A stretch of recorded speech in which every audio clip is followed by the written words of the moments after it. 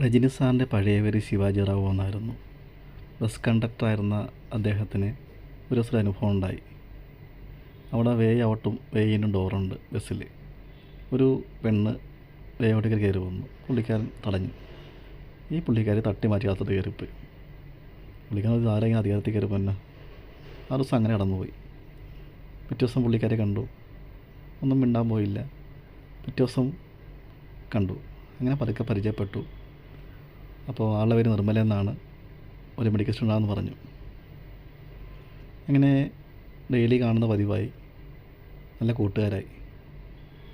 അപ്പോൾ രജനി സാറിന് ഗ്രാമത്തിലൊരു ഉത്സവം വന്നു. അപ്പോൾ പുള്ളിക്കാരൻ ക്ഷണിച്ചു. പറഞ്ഞു, ഞാനൊരു നാടകത്തെ അഭിനയിക്കുന്നുണ്ട്, കാണാൻ വരാൻ പറ്റുമെന്ന് ചോദിച്ചു. പുള്ളിക്കാരൻ സമ്മതിച്ചു. ഈ നാടകം കണ്ടിരുന്ന നിർമ്മലയുടെ കണ്ണ് നിറഞ്ഞു.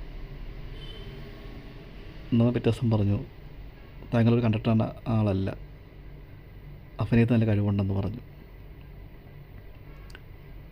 അഭിനയം പഠിക്കാൻ മേലെന്ന് ചോദിച്ചു. പക്ഷേ ഇതൊക്കെ പറയുമ്പോഴും രജനി സാറിന് താല്പര്യമില്ലായിരുന്നു. കാരണം അദ്ദേഹത്തിന് ചെറിയ വരുമാനം കൊണ്ടാണ് കുടുംബം മുമ്പോട്ട് പോകുന്നത്.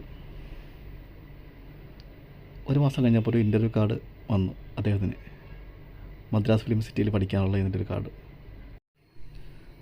നിർമ്മലയാണ് പേര് ചേർത്തത്. അങ്ങനെ രജനി സാറ് അവിടെ ചെന്ന് ചേർന്നു. പിന്നെ നിർമ്മലയെ കാണാൻ പറ്റിയിട്ടില്ല. എന്ത് പറ്റിയെന്നറിയാൻ മേല.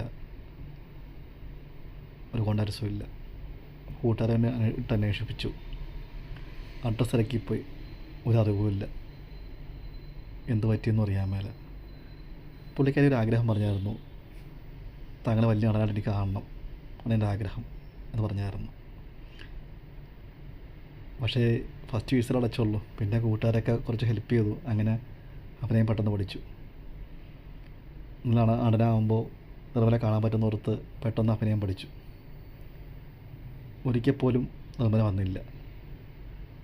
വലിയ നടനായി, പക്ഷേ ഒരിക്കലും കാണാൻ പറ്റിയിട്ടില്ല.